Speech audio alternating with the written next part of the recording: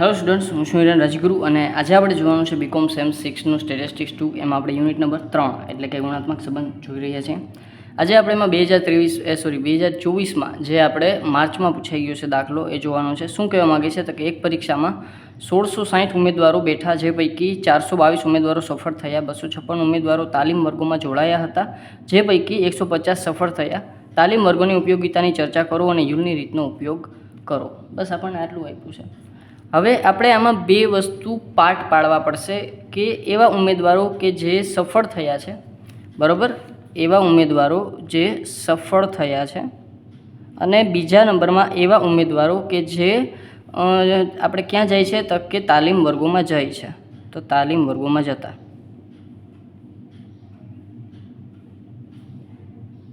બરાબર છે. તો આપણે આમાં બે પાર્ટ પડે છે. તો સફળ થતા ઉમેદવારોને આપણે એ કહી દઈએ, તો તાલીમ વર્ગોમાં જતા ઉમેદવારોને આપણે બી પાર્ટ આપી દઈએ. તો આલ્ફા બીટા શું થઈ જશે આપણા તો કે અસફળ અથવા તો સફળ ન થતા ઉમેદવારો, સફળ ન થતા ઉમેદવારો એ કેટલા થઈ જશે આપણે આલ્ફા, એને આપણે આલ્ફા કહી દઈશું. અને તાલીમ વર્ગોમાં ન જતા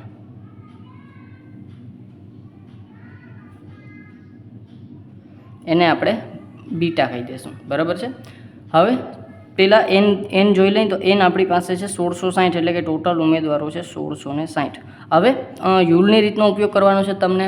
એ બી એને ગુણ્યા આલ્ફા બીટા, એને માઇનસ એ બીટા એને ગુણ્યા આલ્ફા બી, બરાબર. આપણો ફોર્મ્યુલા છે એના છેદમાં પાછો એ પ્લસ થશે, બરાબર. તો તમને યાદ હશે ફોર્મ્યુલા.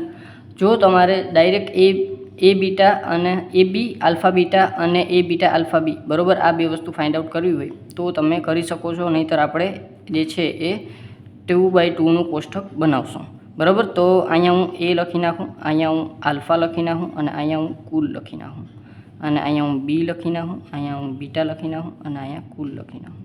કુલના કુલ તો આપણને ખબર છે 1660 કેપિટલ એન, બરાબર છે. હવે આપણને જોવાનું છે કે સફળ, પહેલાં તો પ્રશ્ન વાંચીએ તો પરીક્ષામાં 1660 ઉમેદવારો હતા, એટલે 1660 ટોટલ હતા, જે પૈકી 422 ઉમેદવારો સફળ થયા. સફળ એટલે એ, તો એનો ટોટલ આપણે થશે 422, બરાબર. પછી 256 ઉમેદવારો તાલીમ વર્ગોમાં જોડાયા હતા, તો તાલીમ વર્ગોમાં જતા છે બી, બરાબર. તો બીનો ટોટલ થશે 256. તો અહીંયા લખશું આપણે 256 બીના ટોટલમાં. જે પૈકી 150 સફળ થયા, જે પૈકી એટલે કે જે તાલીમ વર્ગોમાં જતા હતા અને સફળ થયા, એટલે કે એ બી, બરાબર. તો એ બી છે એ આપણા 150, બરાબર. તો હવે આપણે બાકીની વેલ્યુ છે એ ફાઇન્ડ આઉટ કરી શકશું. તો તમે બાકીની વેલ્યુ છે એ સૂત્ર લખીને ફાઇન્ડ આઉટ કરી શકો છો, અને ડાયરેક્ટ આમાંથી ફાઇન્ડ આઉટ કરી શકો. હું ડાયરેક્ટ આમાંથી કરું છું, સૂત્ર લખીને કરું તો વધુ વિશેષ છે. ચાલો, તો 256માંથી 150 માઇનસ કરશું એટલે 106, 150, 422, તો એ આવશે 272, તો આ આવશે 272. ચાલો, તો 1660 માઇનસ 422 એટલે એ આવશે 1238. પછી 1238માંથી આપણે 106 માઇનસ કરીએ તો એ આવશે 1132, અને 1660માંથી 256 માઇનસ કરીએ એટલે આવશે 1404. ચાલો, તો 1404 છે, સોરી. ચાલો, તો આ આવી ગયા આપણી પાસે, બરાબર. તો આ થઈ ગયું આપણું 2/2 કોન્ટિજન્સી કોષ્ટક, બરાબર. હવે આની ઉપરથી આપણે જે વેલ્યુ, પહેલાં તો આપણે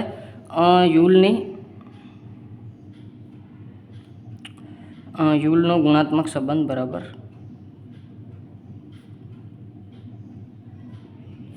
બરાબર, એને કહેશું આપણે ક્યુ, બરાબર. તો અહીંયા આપણે ક્યુ બરાબર શું થશે તો કે એ બી ઇન્ટુ આલ્ફા બીટા બે સ્મોલ, બરાબર. એમાંથી માઇનસ કરશું આપણે એ બીટા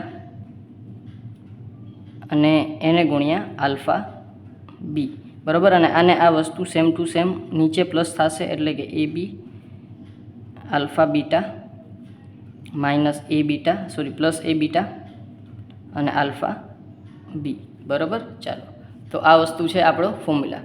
અને અહીંયા હું બધી જ વસ્તુ લખી નાખું છું. આમ તો ક્રોસ જ છે, મેં તમને એક વખત કીધું છે એ પ્રમાણે.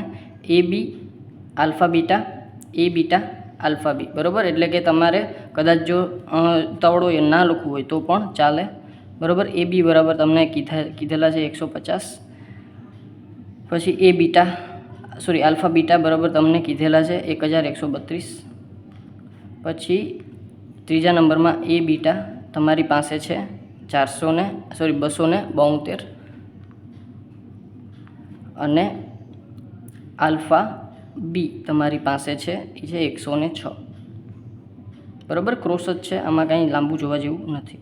ચાલો તો એક એક વસ્તુ લખતા જાય. 150 એને ગુણ્યા 1132 એને માઇનસ 272 એને ગુણ્યા 106. ચાલો તો એ જ વસ્તુ અહીંયા નીચે પ્લસ થશે. 150 એને ગુણ્યા 1132 પ્લસ 272 એને ગુણ્યા 106, બરાબર. ચાલો તો ફટાફટ ગુણાકાર કરી નાખીએ આપણે. 150 એને ગુણ્યા 1132 તો એ આવશે 1,69,800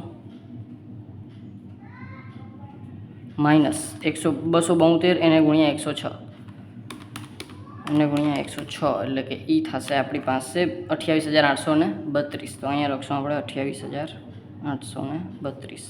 એના છેદમાં આ બે વસ્તુ પ્લસ 1,69,800 પ્લસ 28,832. ચાલો પહેલાં માઇનસ કરી નાખીએ. 1,69,800 એમાંથી 28,832 એટલે એ આવશે 1,40,968. એને ડિવાઈડમાં 1,69,800 પ્લસ 28,832, બરાબર છે. ચાલો તો એ આવશે 1,98,632.